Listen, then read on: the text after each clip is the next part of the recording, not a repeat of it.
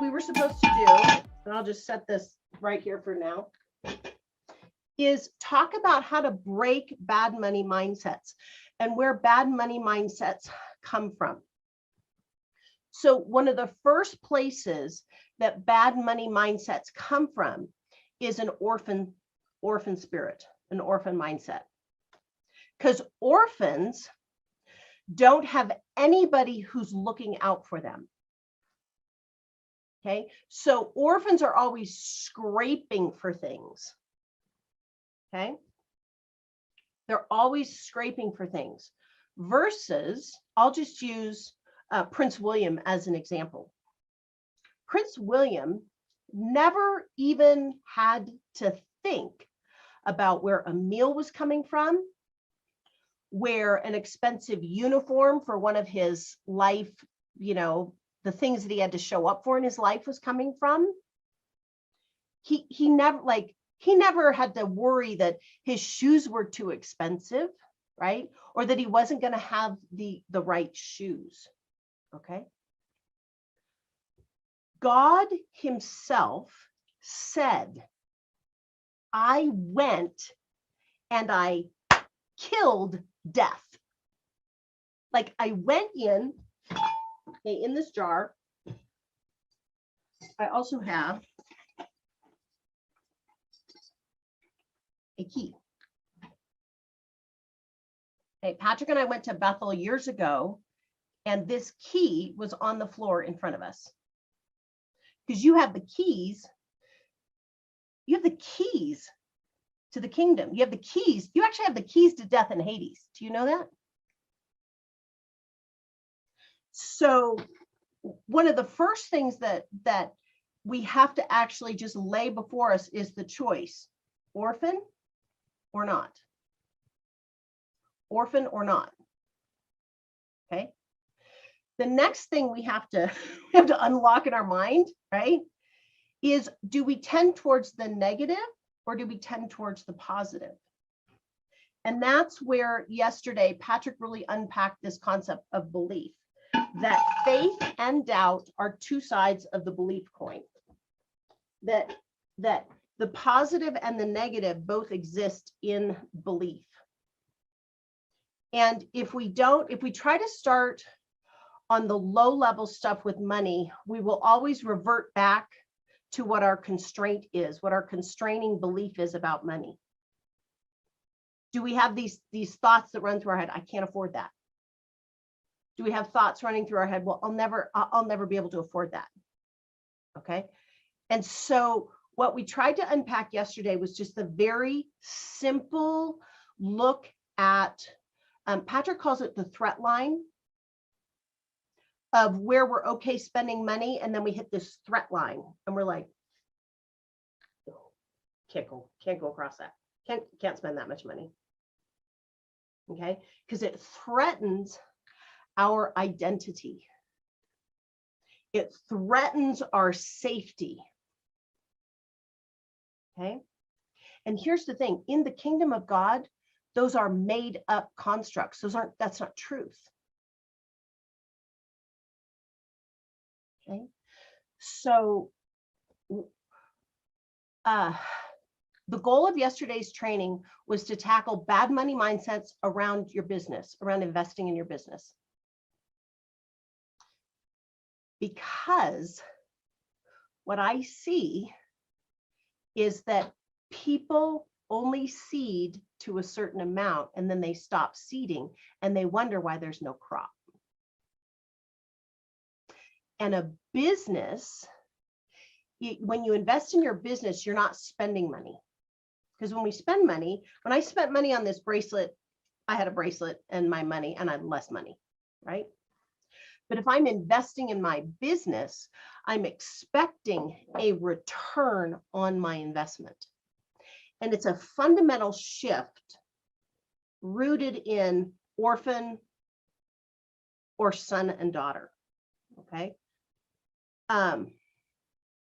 We're going to be doing, Patrick actually wants to do another one today, like a pop-up today. I don't know if we're going to be able to or not, because we have our training at noon for our LCM program. But he's like, Ann, we've got to talk about this. Okay. But that threat line is the place to which we're comfortable investing, and then we stop. And the threat line is precisely the thing that we have to overcome. Deanna, the recording is up in the Kingdom Mastermind program somewhere. And I talked about, I haven't shared this story before, but I talked about when I got one of my first bad money mindsets. And it had to do with the lemonade stand. And I was like, I'm never spending my money again. And I got to a place where I hoarded. Like I hoarded money. And I didn't share this yesterday. The thing that finally broke the hoard for money for me was literally donating half of my bank account. I donated half. I was a freshman in college. I had a lot of money. I donated half. And I will tell you, I think, and Patrick, I think would agree with this. We've talked about it. I feel like I'm still living under the blessing of that today. But I had to do something from a place of belief in God about resource and providing. Okay, yeah. It's like you got to break the cycle of death that the enemy has. You have to break the curse. You have to break the curse in the agreement with poverty that there isn't enough. Okay. Does that help, Juliandra? Yeah, it definitely does. I've been in following Stacy's progress with her SMART goals for the last 2 sessions before this one, and quarters, whatever. And she's got a lot of amazing books and stuff that she's read, and so I asked her about one, and then I don't know, I definitely need to tap into some of that and learn and understand this even more. One question when it comes to investing in your business is investing in your business like, so for example, I've jumped on the Pedro Wisdom Challenge. I'm making the time to do that, but then I'm like hovering in that area and space of like, I'm doing too much. I'm trying to do everything, and this is silly and whatever. But I feel like that time is worth the investment, if you will. Or are you talking about investing like with actually the money side? Is it time too? Is that, you know what I'm saying? Is there a difference there? No, it's both. And here's what Patrick unpacked beautifully. He helped me with this. Okay. I want to give him credit on this because he helped me overcome this. When I had a bad narrative in my head that when I spent money on my business, I was spending money.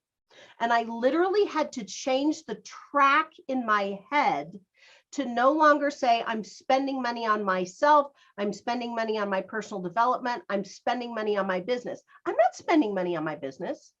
I am investing money into something in my investment portfolio, which happens to be a business. And I am making a calculated risk reward decision. Because I was living over here thinking, I'm spending all this money. And Patrick's like, what do you mean you're not spending money? You're investing capital. It's actually one of the reasons why we changed the name of our higher ticket program to leverage capital to the max. So he goes, you're actually investing with the expectation of taking a risk and getting a reward. And if you're not, then you have a hobby that you just want to spend some money on, and that's okay. I don't mind if you spend money on your hobby, but let's set a budget if you're going to spend the money on a hobby. So I had to do that dance between, am I hobbying or am I really serious about building a business? And those are the tough ones for us as women. Because as long as we stay kind of spending money in a hobby, our results don't really matter. And that's when we lie to ourselves. And when we lie to ourselves, we damage our brain. Okay.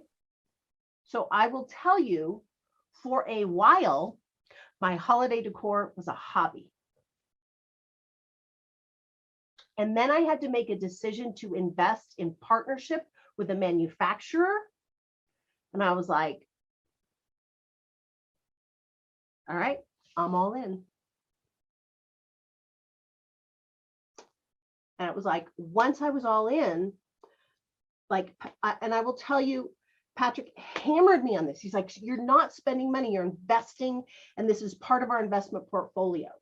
So just like we have stocks and bonds in foreign markets and in US markets, just like we have an IRA, just like we have these things in our investment portfolio, our businesses are part of our investment portfolio.